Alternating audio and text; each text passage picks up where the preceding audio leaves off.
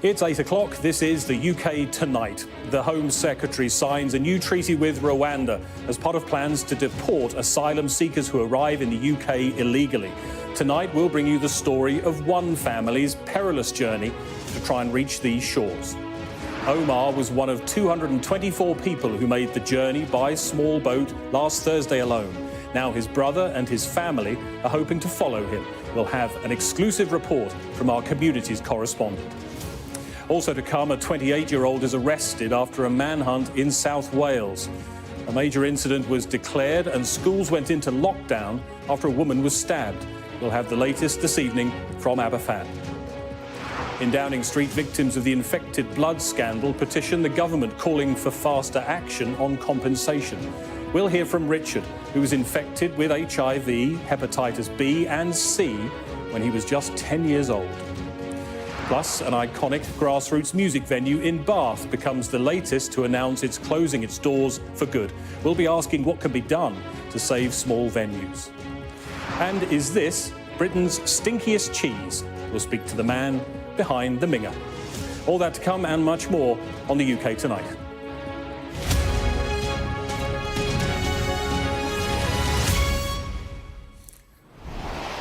Well, good evening. This afternoon, the Home Secretary signed a new treaty with Rwanda as part of plans to deport asylum seekers who arrive in the UK and deter small boat crossings. Stopping the boats has been one of the Prime Minister's 5 promises this year, and yet they keep on coming, paying people smugglers and making the treacherous journey across the Channel. One of those people is Omar, originally from Afghanistan, who arrived in the UK on Thursday. Sky News has been speaking to his brother and has exclusive video of him making the crossing on that boat. Our communities correspondent, Becky Johnson, reports. Men cling to the side of this small boat as there's barely room for all the people on board. Children and a woman huddle in the middle. This was last Thursday, filmed by this man, Omar, from Afghanistan. We've agreed to protect his identity. The boat began to take in water, but they made it to the UK. We know because Omar contacted his brother to say he was here. For Wazir, it was a huge relief. I received a call and told me that he's safe. He made me really happy. It's such a dangerous journey to make by small boat. Why was he so desperate to get here to the UK? Because the country which is pay attention to the human rights, especially the UK peoples. It's a view he stands by, despite the British government signing a new treaty with Rwanda to remove asylum seekers. Are you worried about that? Yes, I'm really worried about that. And I requested to stop. I only hope they have those people who are in UK and fighting against these rules. And they believe that those people who are challenging the government, they can provide a safety to them. Omar fought in the Afghan National Army. Wazir worked as an interpreter for British forces. Their older brother was murdered by the Taliban. Omar fled Afghanistan to Iran last year, then crossed into Turkey. He then travelled to Serbia and spent months crossing Europe, arriving in Switzerland in July. From there, he headed to France and waited in Calais for weeks before crossing on the 30th of November. Allahu Akbar, Allahu Akbar. He was one of 224 people to make the journey that day alone, the dangerous culmination of a year of travel. And despite the risks, Wazir and his family are now following his brother. Along with his wife and children, he's recently left Afghanistan and paid smugglers to get them all to Britain. He knows they face many months of travel, but believes that regardless of government policy, the UK will remain the destination of choice for many. If planes did start taking off to Rwanda with migrants on board, would people stop making that dangerous journey in small boats, do you think? I don't think so. They'll go. They don't have any other way. Wazir hasn't heard from Omar since he arrived. He believes he's been taken to one of the UK's migrant processing centres, and like many thousands of others, will now have to wait to find out if he has a future in Britain. Becky Johnson, Sky News. Chief Political Correspondent John Craig joins me now from Westminster. And John, that treaty has now been published. I guess the question is whether it stands any more chance of moving forward than all the other plans so far. Well, here it is, Greg. 43 pages it runs to, and there's plenty of detail in here about, for example, a question that Mr Cleverly wouldn't answer earlier on today about paying Rwanda more money. Yes, of course they'll have to, it says here in the small print. Also, the timetable is what is most in doubt for getting the legislation through Parliament. Now, at the very moment this treaty was being published, Tory right-wingers gathered in a committee room upstairs above the Commons chamber to thrash out their objections to it. They want the bill, when it's finally published, to consign to the dustbin any reliance or adherence to the European Convention on Human Rights or Labour's Human Rights Act. Now, that is bitterly opposed by another Tory tribe. That's the group called the One Nation Caucus. They argue that the government can deal with illegal and legal migration and still stay signed up to these bodies and not have no need for the government to override them. So there's a big split in the Tory party. What the right-wingers announced tonight after their meeting was that they're going to send the bill off to a star chamber of lawyers chaired by the Tory veteran Sir Bill Cash. Now, they did that on Boris Johnson's Brexit deal back in 2020. Surprise, surprise, they agreed to that, but they may not this time round. So the timing looks like this. This is the likeliest option. They publish the bill on Thursday, have a second reading debate sometime next week. But there's a split in the cabinet as well, with the lawyers saying, oh, you can't override these treaties and so on. So it's all mired in confusion. And, of course, the PM's going to be accused of dither and delay if he doesn't get on with this quickly. John, in Westminster, thanks very much. A man's been arrested on suspicion of attempted murder after a 29-year-old woman who was reportedly heavily pregnant was stabbed in the street in Aberfan.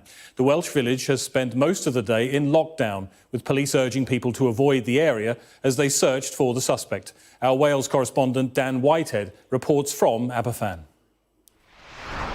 It was an attack that led to an armed police manhunt. A 29-year-old woman, understood to be heavily pregnant, stabbed in the street in Aberfan. Kira Terrett was walking her dog nearby. I'd covered her in my coat, and then by this time, because I was screaming and she was screaming, the neighbours had come out with like pillows and towels. Like one of the girls down the street is a nurse, so she was putting the towels, putting pressure on the wounds for her. But yeah, it was awful.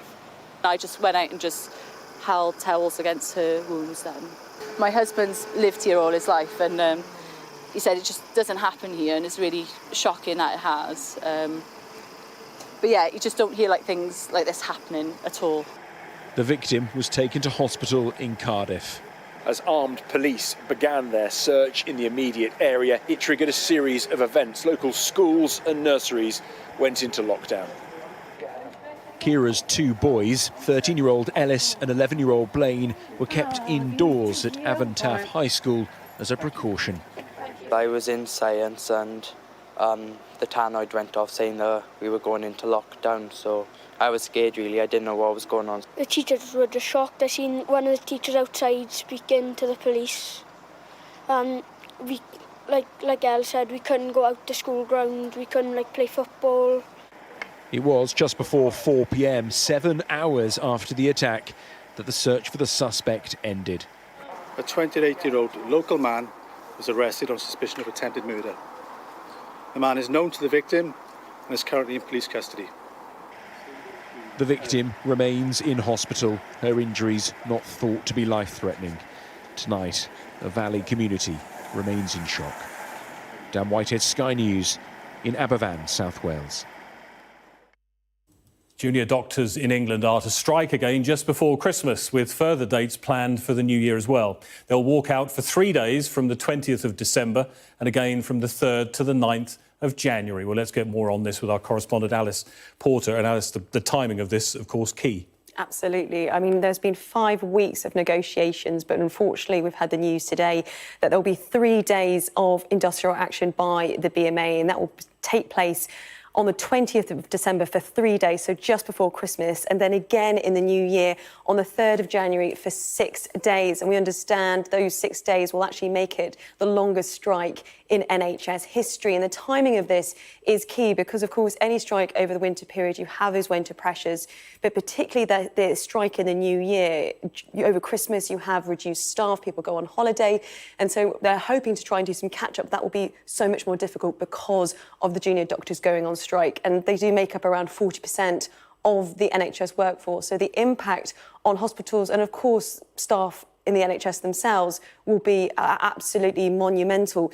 This is a pay dispute that's been going on since March, and the BMA have been awarded a 9% pay rise this year. The government have, in addition to that, offered 3%, but that was rejected by the BMA. They say that 3% would be spread unevenly across different doctors' pay grades, and that's why they say it would actually be a pay cut. So that's what they're coming from. But of course, in the middle of this dispute, you've very much got patients caught up in the middle of it at the very much the worst time.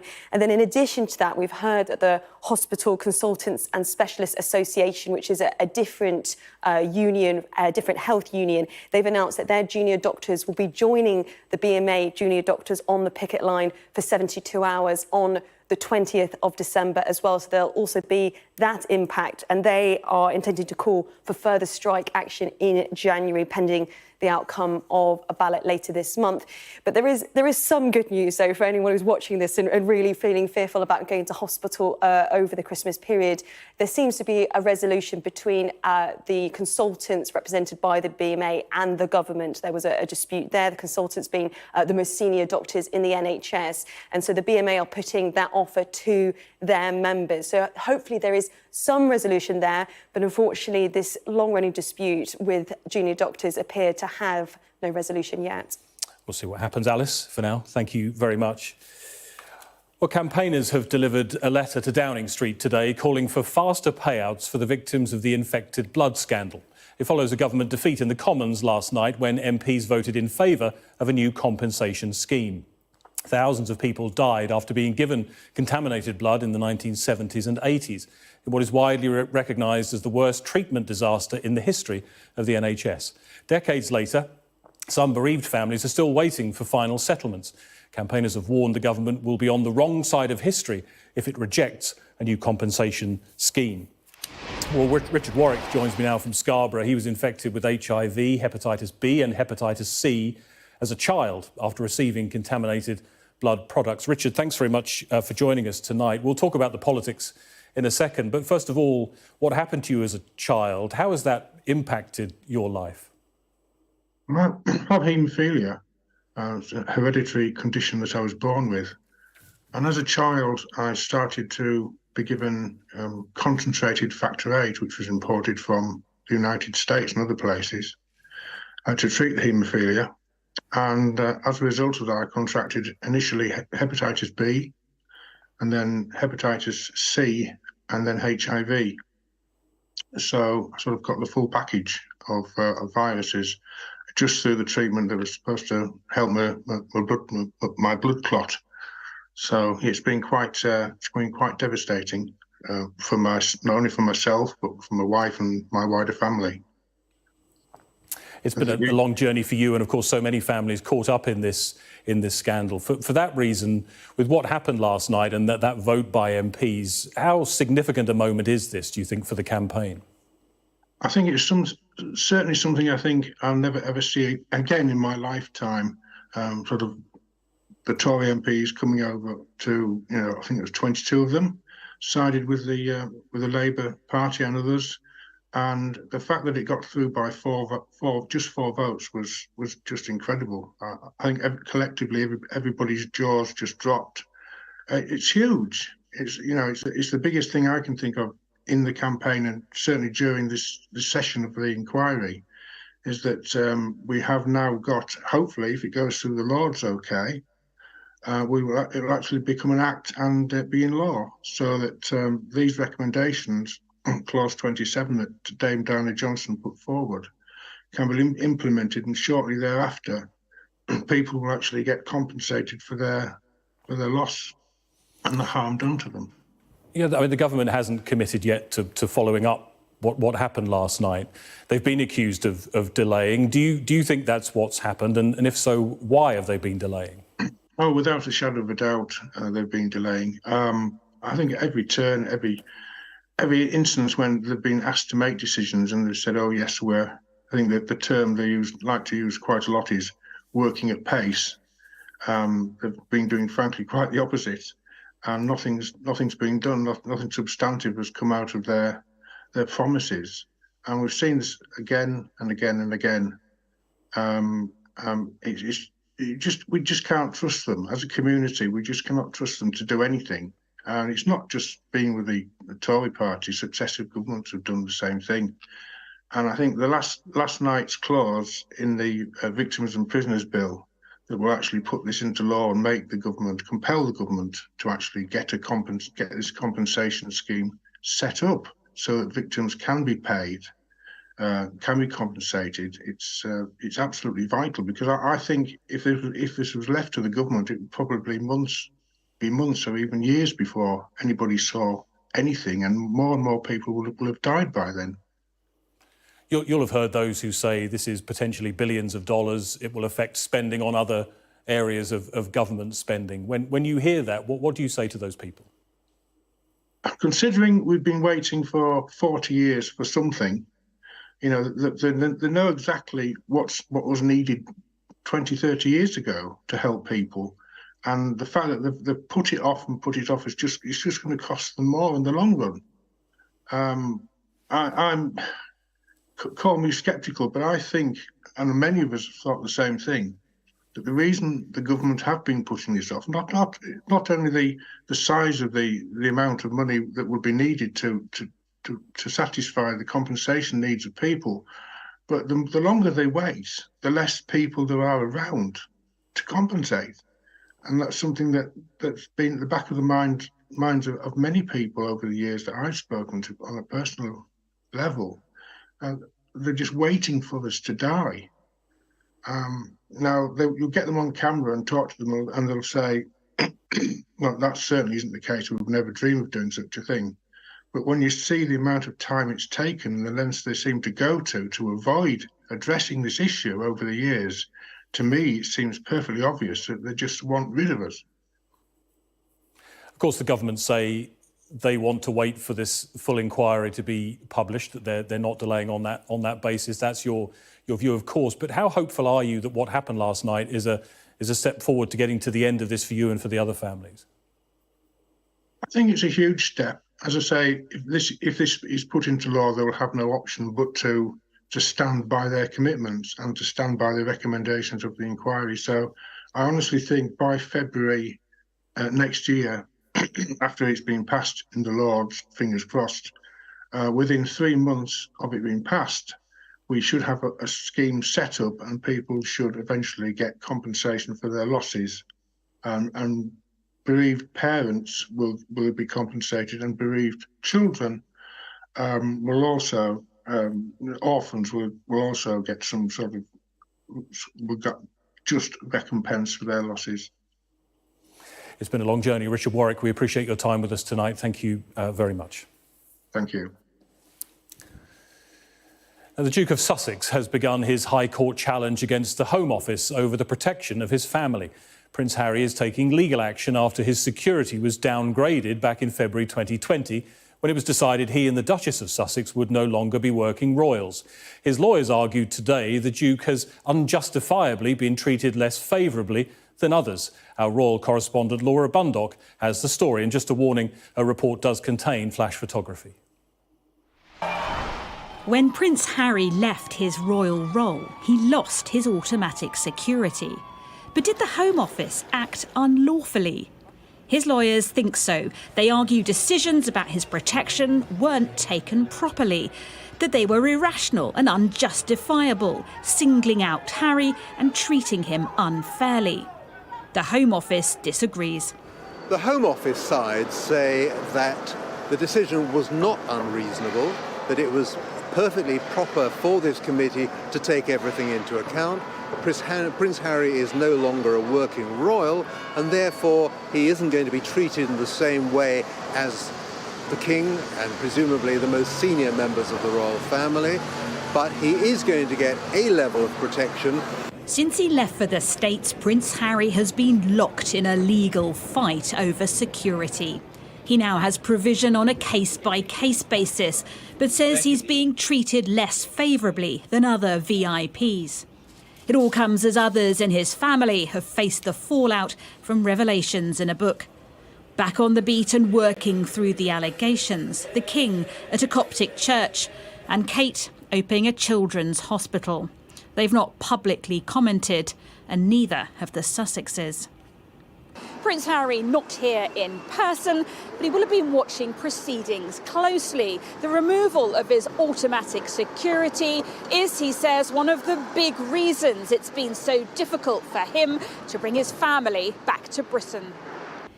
Most of this case will be heard in private, the final decision due at a later date. It is one of Harry's 5 High Court challenges, a 3-day legal showdown that's been years in the making. Laura Bundock, Sky News. Still to come on the UK tonight, one of the UK's most iconic grassroots music venues is set to close after 45 years due to rising bills. We'll speak to the co-owner of Moles in Bath a little later in the programme. Also ahead, why the cost of your Christmas dinner will rise slightly this year. And speaking of Christmas food, we'll speak to the man behind the Minger, one of the country's smelliest cheeses.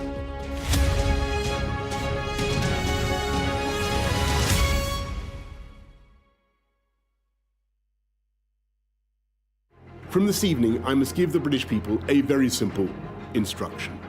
You must stay at home. You must not meet socially in groups of more than 6, and if you do, you will be breaking the law. There was no party, and that no COVID rules were broken. The reason there's no evidence to show that I must have known, or I must have believed that illegal events were taking place is because I didn't.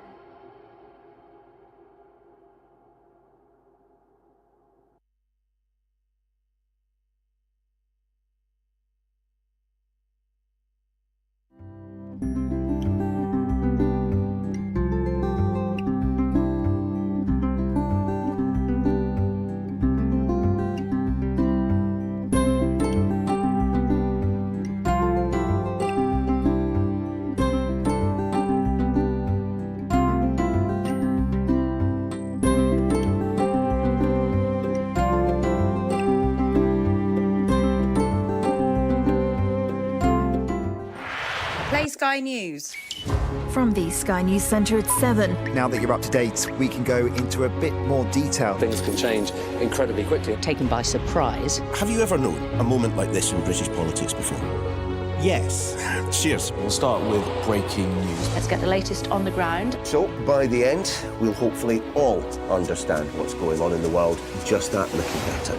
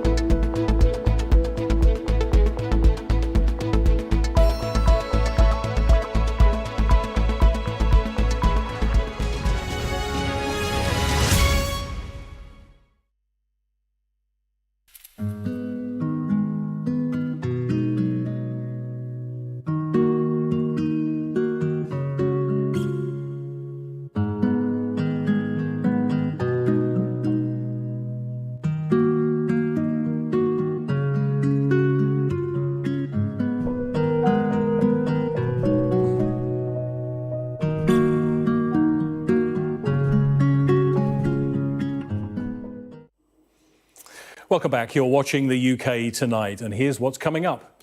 Scotland releases new guidelines on where transgender prisoners can be housed. Our Scotland correspondent Conor Gillies will have the details. Also ahead, putting a price on love. We'll look at how the government's new immigration plan is affecting overseas couples. First, let's take a look at some of the other stories making the news in the UK tonight. More than 35 flood warnings are in place across England after heavy rain, with forecasters predicting more set to fall this week. Warnings are in place mainly across Dorset, Somerset and the Midlands, meaning flooding is expected. It comes as the Met Office has issued a yellow rain warning for the southwest on Thursday morning, with over 3 inches of rain possible. Commuters have been warned to expect travel disruption. Thames Water is to be investigated by the water industry regulator over the state of its finances. Ofwat said it has asked the company to explain how a £37.5 million dividend payment to its parent company does not break rules designed to protect customers and the environment. It comes as Thames Water revealed an 18% rise in pollution incidents during the first half of its financial year, along with a rise in its huge debt pile. Neck guards will become compulsory at international level for ice hockey players after the death of Adam Johnson. The International Ice Hockey Federation said all its events, including the Olympics and the Men's and Women's World Championships, will now feature the protection for players. It follows Mr Johnson's death during a Nottingham Panthers match in October after the 29-year-old was struck in the neck by an ice skate. The cost of a traditional Christmas dinner will rise on last year by about 1.3%, according to a new report. Kantar World Panel, which tracks sales and prices at supermarket chains, said its annual measure for the cost of the typical main meal stood at £31.71 for a family of 4. Even though the cost has gone up slightly, it's still well below the UK's rate of inflation, which currently stands at 5.6%. Kantar says cranberry sauce has risen in price the most, while sprouts, Christmas puddings and sparkling wine have all gone down compared to last year. 2 reindeer which caused a dual carriageway to be closed after escaping a Christmas attraction on a rural estate have been caught. The animals hoofed it from the Elvedon estate in Suffolk on Sunday, where they were involved in a Santa's Grotto event. The pair wandered onto the A11 near Barton Mills, forcing police to temporarily close the road in both directions. Officers from Suffolk Police attempted to recapture the reindeer, and the animals weren't caught until Monday afternoon. Now, trans prisoners who have hurt women or girls will not be held in female jails unless there are exceptional circumstances under new guidelines for Scotland. It follows a public outcry over the case of Isla Bryson, who raped 2 women while known as Adam Graham, but was then initially housed in an all-female prison. Sky Scotland correspondent Conor Gillies reports.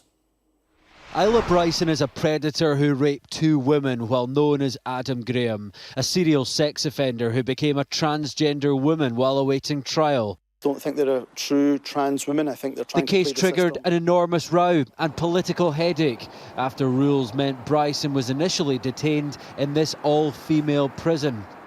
And now jail authorities have delivered new proposals on handling trans inmates. The new policy means that trans prisoners with a history of violence against women will not be placed in women's prisons, apart from in what's called exceptional circumstances. They need to be deemed not an unacceptable risk of harm. Opponents say that is completely subjective. The women who are behind bars are among the most vulnerable and voiceless in society.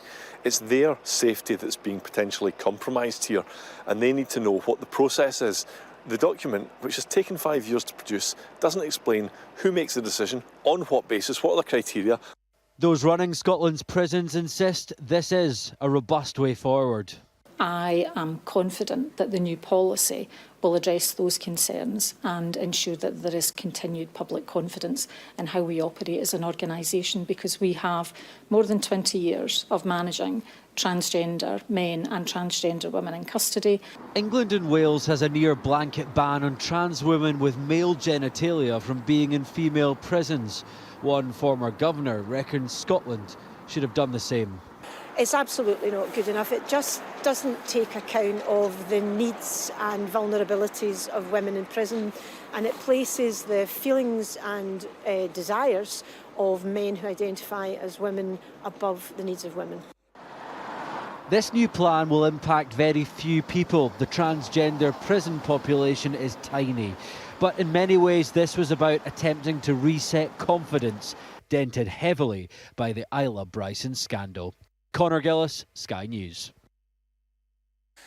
Well, still to come on the UK tonight, we'll speak to the co-owner of one of the UK's most loved music venues, which is set to close down after more than 4 decades due to the rising cost of living.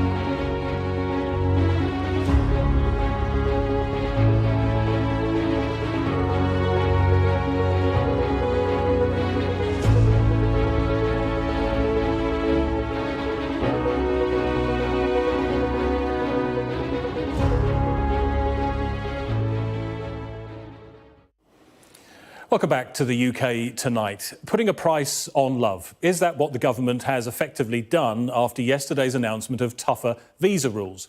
UK citizens who wish to bring a foreign spouse or partner into the country will now have to earn at least £38,700 a year after the Home Office raised the minimum income threshold by £20,000. This has left couples and families debating their future in Britain as their wages prevent them from having their loved ones join them. Well, joining me now is Ross Wilson, a British national whose PhD studies brought him to the UK from Ireland, where he met his French partner, Colleen. Ross, thanks very much for joining us. I know your plan was that you would bring your partner to the UK eventually. How has what happened yesterday changed all of those plans? Well, it's just completely upended everything, really. You know, any plans that we did have or any of the possible routes that did exist, this has just kind of put a big dent in them, really, particularly with the salary or almost all just the salary requirements. 38 grand is at least a good 5 or 6 years away for me in my career if everything goes well. But for her as well, it's unreachable on the skilled worker visa. So yeah, just upended everything. I know there are lots of people in the same situation. You'll hear those people who say, well, the numbers have to be brought down somehow, the numbers are too high. What do you say when people say that? Well, I think it's very easy to, and I've seen the numbers as well, and I've seen the numbers in comparison to the past few years, and, my migration is much higher. But, there are people behind those numbers. It's not just an overall number. There are people and there are families and couples that, want to be united in the United Kingdom together, and, attempts to bring down migration overall. These are the people that you're impacting, really. That's all I think. It's, you're impacting individual families. There are lots of different circumstances that people are in who find themselves needing to bring somebody over from overseas. And yeah, just kind of across the board, cut down on immigration is it's too blunt, really, too much of a blunt tool. So what will you do now? Well, we'll keep doing what we have been doing. We've been doing long distance for the last year. One of us tries to travel back at least every other week. Usually me, because I'm more flexible. And we'll keep doing that for the next few years. I'm in the UK for at least the next 2 years until my studies are finished. But once that's done, if the rules are the same as they are now, then I'll be out of here. I'll go to Europe or anywhere else that will allow the two of us to be together in the same country. Well, Ross, thanks for taking the time to tell us your story tonight. Joining me now is our business correspondent, Paul Kelso. And Ross is far from alone in what he's going through right now. No, he's not alone. Just quickly set out the position here. The threshold for family visas has now gone up £20,000. It was £18,000, up to £38,000 on HMRC figures. That puts you in the top 27% of earners. So this can be characterised, and has been by some, as saying that 3/4 of the population isn't rich enough to fall in love with a foreigner. It sounds quite crude, but I've got dozens of messages from people today. A woman with a German partner who says, I feel like I've been banished from my own country for falling in love. A British man with his wife in China who says, I feel I've been exiled from Britain today. The list goes on of those kind of stories. There's been confusion in government today about this. Downing Street this morning said both salaries could count towards this threshold. The Home Office clarifying that's not the case. It's the UK-based partner whose salary counts. They say if the other partner has got permission to work here, the foreign-born person, that can count too. But if they've got permission to work here, they're already earning £38,000 and they don't need a visa. This is going to impact younger people. This is the time of life in which you earn less, but you tend to fall in love. It may impact women more, whose career path is interrupted sometimes by family. And if you live outside the southeast of England, it could impact you more. One does wonder, as these kind of stories that we've just heard are shared more and the disquiet grows, whether this is one element of this rather hastily assembled immigration plan. I mean, the Home Office can't provide us any details on even how many people they expect to be taken out of the figures by this, if it might fall away as these kind of figures and the human impact of this policy starts to cut through. OK, Paul, thanks very much for that. Now, one of the UK's most iconic grassroots music venues is set to close because of the rising cost of living. Moles in Bath is where acts such as Oasis, Ed Sheeran and Supergrass began to make their names. But now, after 45 years, the nightclub is set to shut its doors. Joining me now is the co-owner of Moles nightclub, Tom Madicott, and the founder of the Music Venue Trust, Mark David. Thanks to both of you for joining us. And I guess, Tom, first of all, how has it got to this state? It's basically a combination of things. The situation for the entire sector is dire at the moment. There's no support out there. We're putting on these shows that are losing money. And with the rising costs of everything else, it's just become unviable to run a grassroots music venue, unfortunately. The sector needs stronger support from the industry at large, otherwise it will collapse. we're seeing some of those acts who've graced the stage there. Just what does the venue mean to the local community? Not to say those who work there, who call it part of their lives. It'll rip the soul out of the local community, the local music community. The amount of messages I've received today from people saying they're heartbroken, where are they going to go now? Moles was their safe space. And people who just are sad that, their children will never have the chance to go there as they did in their youth and things. It's a huge blow. There isn't anything like Moles in Bath. There are other music venues on different levels, but on this 200 to 300 capacity level where you're breaking new acts, as you said, like Ed Sheeran, like, Bastille, Wolf Alice, The Killers, Cure. I could go on for, hours listing who's played here. There's going to be none of that for anyone in Bath anymore. They're all going to be going to bigger cities. Mark David, Moles, of course, not the first to go this way. It won't be the last. How bad is the situation facing small venues? It's very bad. I mean, essentially, we have lost 15% of all of this type of venues in the UK already this year, over 120 venues. And first of all, it went through the venues that probably didn't occupy the iconic position that Bath Moles did. But now we are seeing day after day very well-known venues coming to us. This is not economically viable, and things are going to have to change in the music industry. The Music Venues Trust has come up with various plans, but what is the answer? Is it for the music industry? Is it for the government? How do we solve this problem? Well, the simple answer is that the success the music industry is having this year, the most profitable year ever, the largest number of ticket sales for the most amount of money, cannot exclude these venues any longer. They will need to be supported by the broader industry. We've been saying that for 5 years. We've suggested very politely that £1 out of every arena and stadium ticket could be going into a fund to support venues just like Tom's, preventing these closures, continuing to develop new and talented artists for these arenas to put on in the future. We haven't had the correct response from the music industry. Today, we've had to write to the government and say they will need to act. The industry needs to be brought to the table, and if necessary, there must be a compulsory levy on every ticket sold at arenas and stadiums so that we can afford to create the next wave of British artists. I know what you did with the Snug in Atherton, for example, this idea of the public coming together to save venues. Is that an option in the case of places like Moles, other places that are facing closure? It's an option for the long-term sustainability of a community facility, and we're really proud of that Own Our Venues piece. We're proud to own the Snug in Atherton. But the reality here is putting on new and original artists is absolutely vital for the health of our music industry, a world-conquering industry worth billions of pounds to this country. And right now, the investment is not there for clubs like Moles to be able to carry on to do that.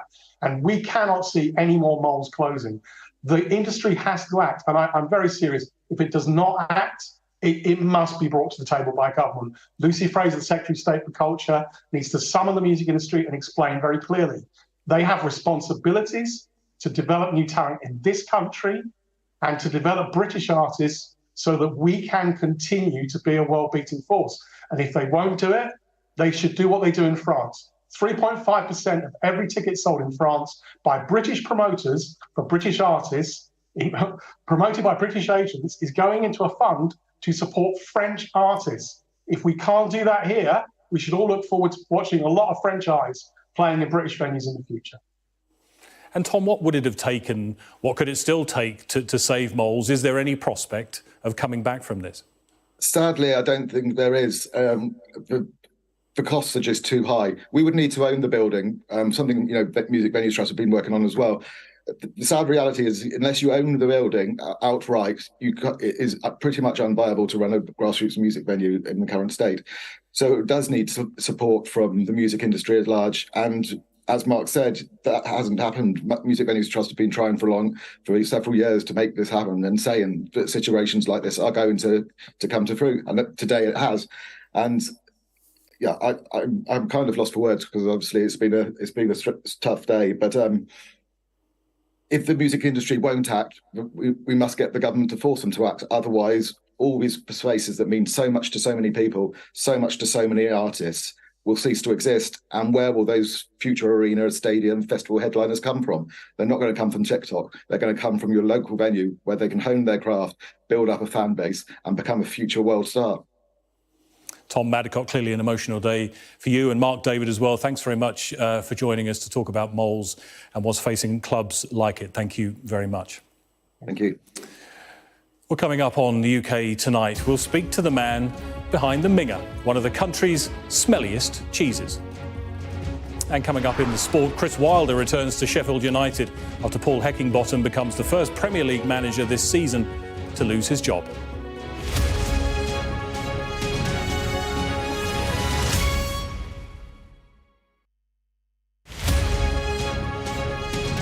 So that's apparently where the temperature on the ground level is actually lower than what it is above the cloud level. And so it forces the cloud downwards. That's how I understand it anyway. It was absolutely fantastic. So just funny enough, just the night before, I'd been speaking to a friend about walking on the Malvern Hills and being there for a cloud inversion.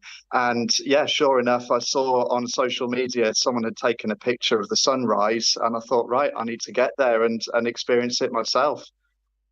But yeah, I'm very privileged to live near to the Malvern Hills, so I was able to get there rather sharpish, yeah.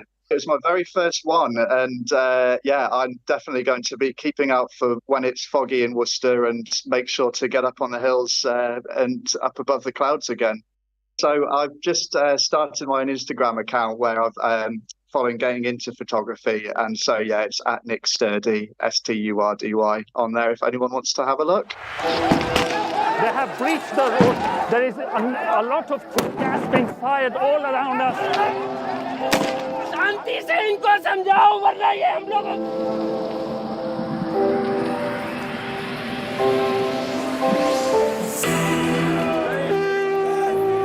It is an absolute carnival kind of atmosphere out here for Prime Minister Modi's decisive victory.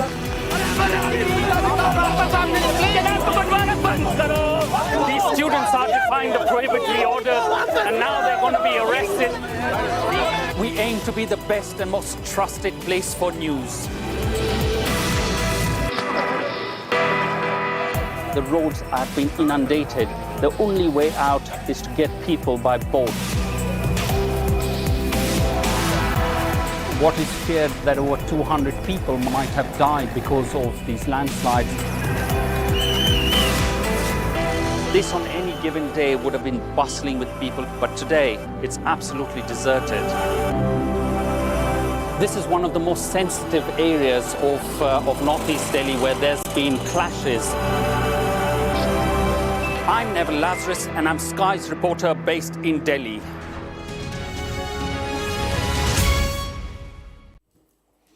Welcome back to the UK Tonight. Coming up, we'll speak to the man behind what could be Britain's smelliest cheese. But first, Teddy's here with the sport, and Teddy the Lioness is playing Scotland, of course, tonight, and so much intrigue about this match. It's brilliant, isn't it, as well, because obviously in football, generally, England, Scotland, Wales, Northern Ireland play under UEFA and FIFA at European and international action as home nations. But obviously in the Olympics, it's Team GB, which means that this year England are playing to qualify, theoretically, for Team GB to then play at Paris 2024. I almost said London 2012 there, I was living in the past. But after that, it then switches to Team GB being inclusive in a sense for Wales, Scottish and Northern Ireland players. Some scepticism, I think, in Scottish ranks about how many of their players would necessarily qualify outside of maybe Caroline Weir. But that is strange enough, but it's even stranger that England are in the same Nations League group as Scotland. And tonight, England need to beat Scotland by more than 3 goals. The Netherlands beat Belgium and then qualify. Potentially, they go through the Nations League semi-finals. In the final, they can qualify as one of 2 European nations, as well as France, the host nations, for the Olympics next year. And, of course, that's contentious because Scotland, in theory, could help some of their players' chances of playing in the Olympics by losing tonight, but they've been very adamant about that not being a motivation for them.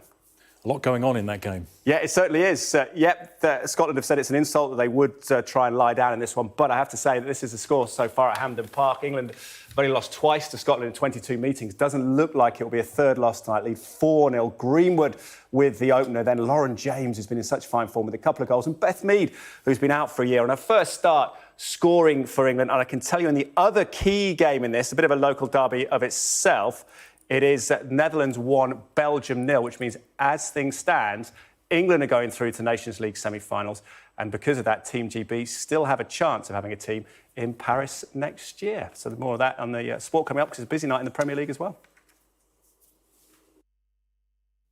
This Sky News Sports Bulletin is brought to you by Vitality. Getting more people more active. Live life with Vitality.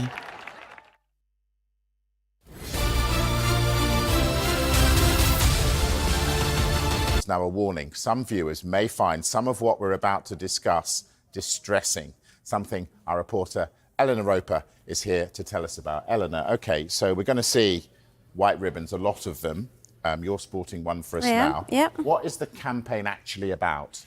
Well, White Ribbon UK is the leading charity here in the UK, which is working, as you say, to end violence towards women and girls. But their work isn't just about the violence, it's also about trying to tackle the root causes of violence. So they talk about targeting beliefs, sort of deep-rooted beliefs and harmful thoughts that people might have, which kind of fuel inequality here in the UK. So it's about targeting some of those underlying thoughts that people might have and things that ultimately can go on to lead to violence. So they're urging us all to open up the debate, chat to the women in our lives and try and learn a bit more about gender inequality and what it means. We're going to hear in a moment from someone who's been affected. But I think first we've got some pictures of the Wales team. This was on Tuesday night. You can see them coming off the bus here. They were sporting some white ribbons for their game against Turkey. And I think, as you say, we'll see plenty more ribbons over the course of the weekend, whether it's pundits, whether it's players, other people choosing to raise awareness about this subject. You mentioned there that some people might find what we're about to say upsetting. We're going to hear from Emma now. She has first-hand experience of domestic violence at the hands of her ex-partner. Here she is. He was a big Fulham fan and he just loved going out and watching the game. According to him, it's what you did with the lads. But for me, it was just another time of fear because I knew it was fueled with cocaine and alcohol, and I would always bear the brunt of his bad moods when he got home. He would say it was his excuse, and the next day he would be apologetic and say it was, because he drank too much or it was because his team lost football. But the reality is nothing like that causes domestic abuse. It is all about power and control. Horrible. This should have been a joyous. This Sky News Sports Bulletin is brought to you by Vitality.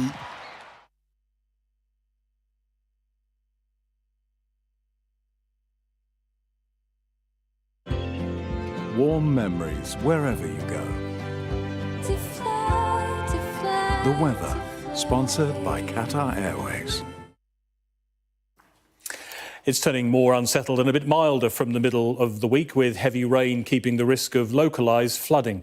Before then, it looks mainly dry this evening, if chilly, but there'll be a few showers around eastern coastal areas will be most at risk.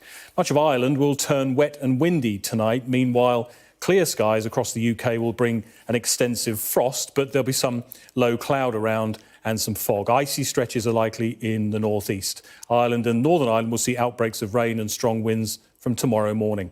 Elsewhere, it'll be mainly dry with plenty of sunshine, but fog will be slow to lift in places, especially across East Anglia.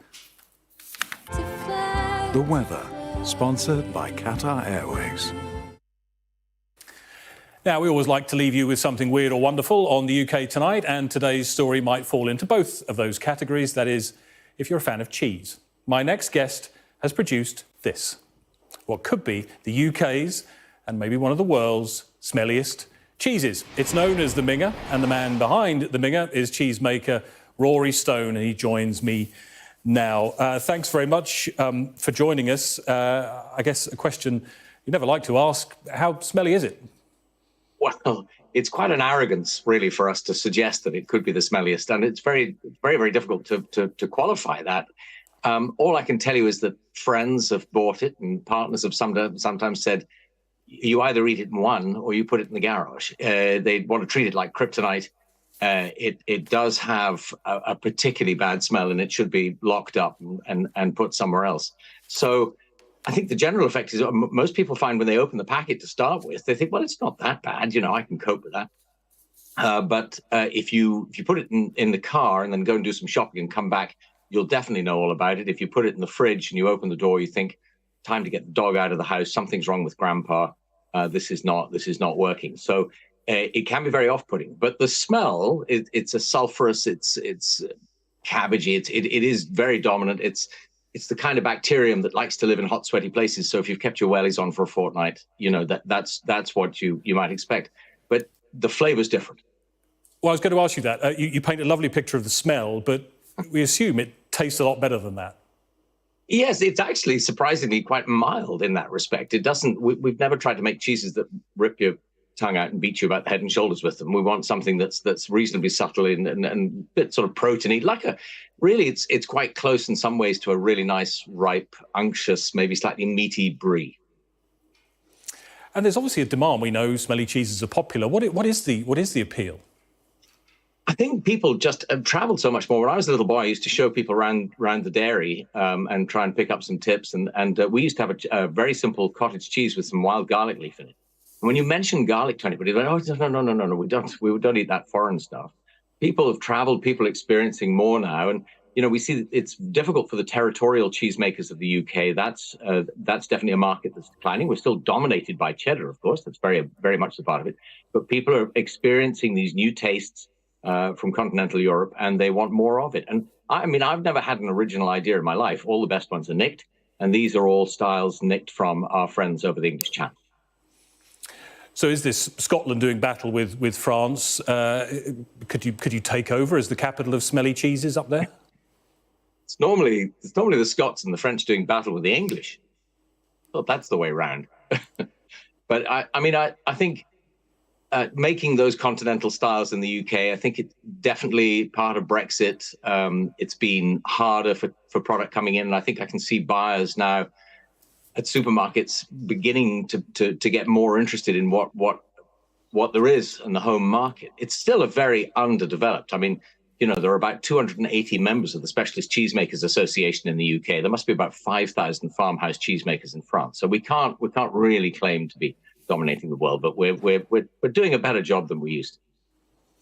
Well, Rory Stone, cheesemaker, thank you very much for those descriptions. A smelly Christmas around for everyone. Thank you. That is all from the UK tonight. You can catch up on all the highlights on our webpage. Just scan the QR code on your screen. You can share your thoughts with us too. For now, though, join us again tomorrow.